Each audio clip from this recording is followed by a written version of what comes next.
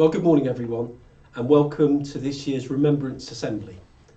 I'll pass you over without any delay to Amy Lester, our head girl. Thank you.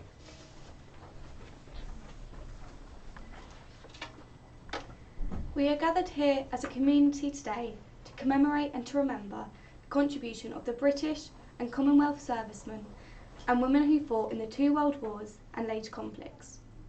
Today is the 11th of November, Armistice Day, and the day of success for the Allied forces. Millions of heroes put their country first and fought for their nation's safeties, rights and freedom. The poppy is the enduring symbol of remembrance of the First World War. It was the first sign of life, particularly on the Western Front, in the soil that was blasted, bombed and fought over repeatedly. The flowers flourished in the middle of so much chaos and destruction, and they grew in their thousands. Within the spring of 1915, Canadian doctor John McCrae was touched by the sight of these poppies, thus leading to the inspiration of the now famous poem In Flanders Fields. As acknowledgement of this poem rose, campaigns were spread globally to get the poppy adopted as the official symbol of remembrance. Many wear this poppy to raise money to support ex-soldiers or those still battling in wars, and use the poppy as an act of thanks. I wear this symbolic poppy out of respect for those who lost their lives. I wear this poppy with pride, much like our soldiers felt stepping up for their country. I wear this poppy feeling empowered. Let us now welcome our Year 7 choir performing the words of the poem In Flanders Fields.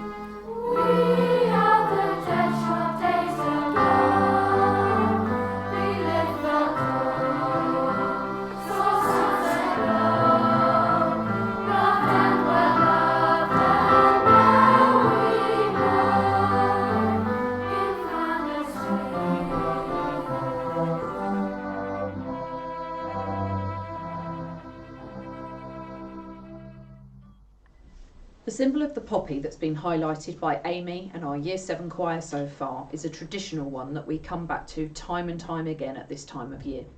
But today we thought it was important to share what we so often forget on Remembrance Day. In 1942, British Field Marshal Sir Claude Auchinleck said the British couldn't have won World War I if they hadn't had the Indian Army, or the Empire for that matter.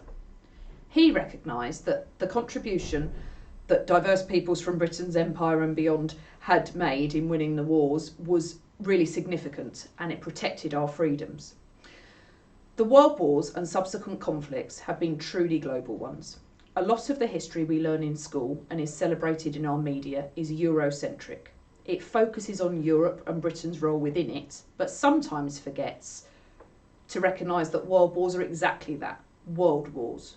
They were multiracial, multinational struggles fought in Africa and Asia as well as in Europe, which pulled in men and resources from across the globe. We know that thousands of men and women who contributed to the war effort on behalf of Britain from countries all around the Empire were not recognised.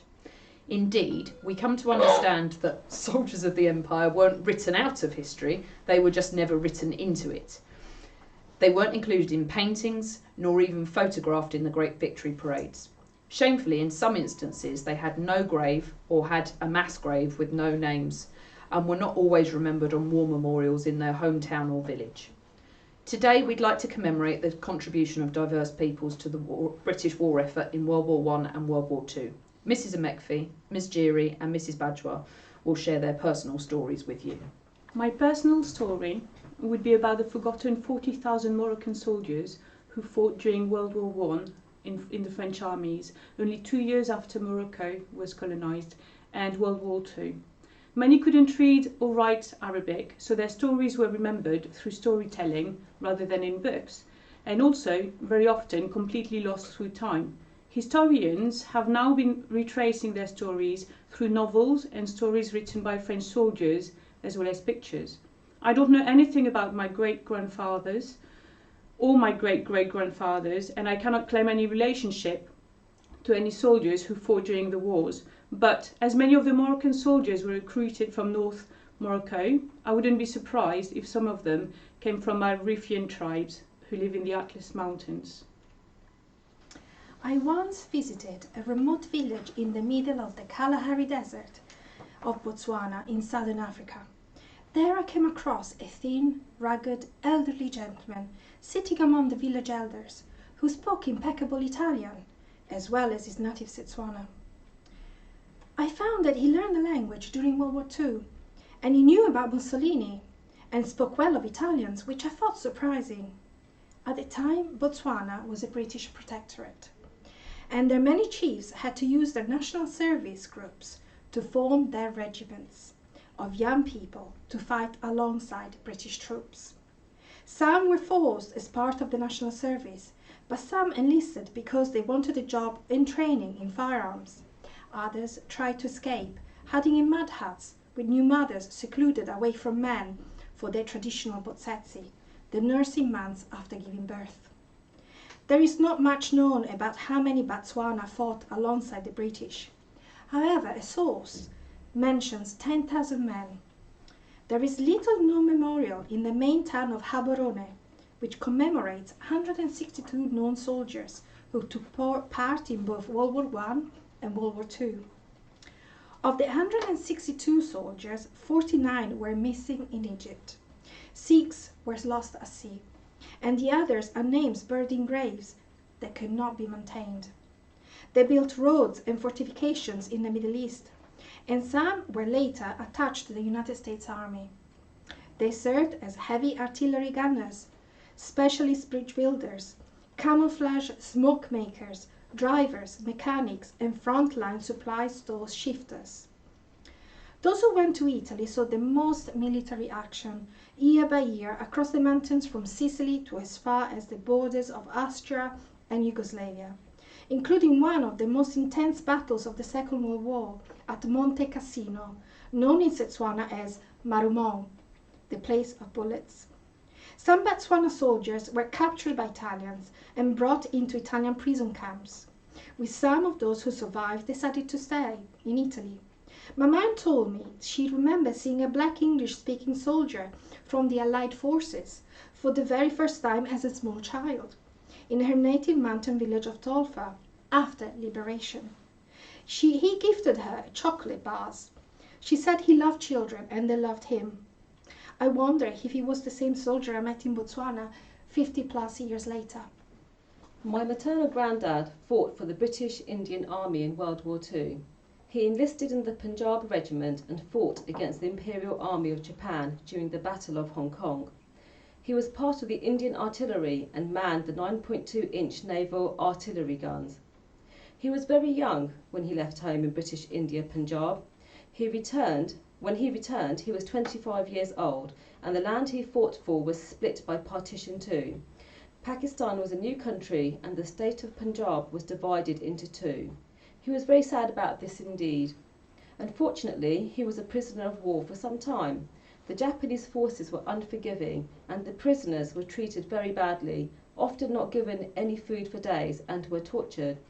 He lost significant weight and his health suffered. He was rescued by the Navy and was taken to Sydney for treatment. Family in Punjab had not heard from him for a very long time, and they thought he was dead. When he did return home, he was unrecognisable due to his health. He had a very tough time indeed. He suffered from post-traumatic stress disorder as a result of the war. However, a silver lining. He settled, married, and had 3 children, and in 1964 he received an invitation from Her Majesty the Queen that he was able to migrate to the UK and settle. Lots of difficult times turned into some good times, and it changed his life forever. He saw it as a new start. Across British India during World War I, over 1 million Indian soldiers enlisted in the army. 74,000 soldiers perished. They fought in many battles, the Somme, Ypres, Gallipoli, Chateau Thierry, to name a few. During World War II, 2.5 million Indian soldiers voluntarily enlisted and 87,000 perished. They fought in the Battle of Hong Kong, Burma, Egypt, and others. During World War I and II, a total of 29 Victoria Crosses were awarded to Indian soldiers for their fearless bravery and sacrifices. I would like to share some of their names. Gyan Singh, 15th Punjab Regiment. Gulbir Thapa of Queen Alexandra's own Gurkha Rifles. Shah Muhammad Khan, 89th Punjabi Regiment. Nand Singh, 11th Sikh Regiment. Bargash Singh, 8th Punjab Regiment. We honour them by remembering them and thank them for the freedom we have today. Each Remembrance Day, there is someone that immediately springs to my mind, my great-granddad. Born in 1923, Harold Sains joined the fight against Nazi Germany in 1942. He was 18 years old when he joined the Royal Air Force, full of pride and courage, determined to do his bit as so many young men and women across the world did. In the RAF, Harold served in a crew of 7 as the navigator of a Halifax heavy bomber. It was a challenging job, without modern GPS, and one slight miscalculation could be fatal. Those who served in Bomber Command were all too aware of the risks. 57,000 were killed. Among the dead was Harold's cousin, Ronnie Snelling, who was killed on his very first mission. Harold flew 37 times, served in 76 Squadron, was awarded the Distinguished Flying Cross, and after the war, he came home. After a long life, living in a world that he helped protect, Harold sadly passed away on the 12th of April 2021. Now you will hear the last post, which I have recorded. Traditionally, it was played to represent the end of the day's activities, but is now played to remember those who've bravely fought in wars across the years. Even if you do not have someone specific to remember, remember that someone has fought for your freedom.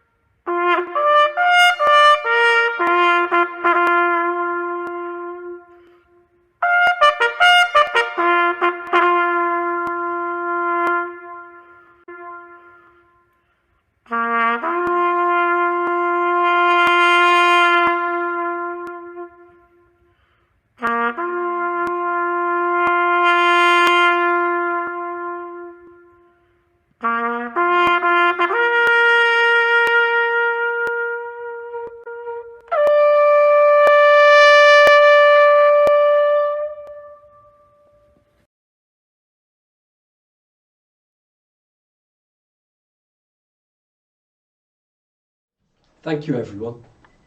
So we've taken this opportunity to reflect and to remember the suffering and the sacrifice of so many people, and to treasure the fact that we are fortunate to live in a peaceful country. This is always a special moment for us as a school community, and we now have the opportunity to participate in an act of remembrance with a moment of silence.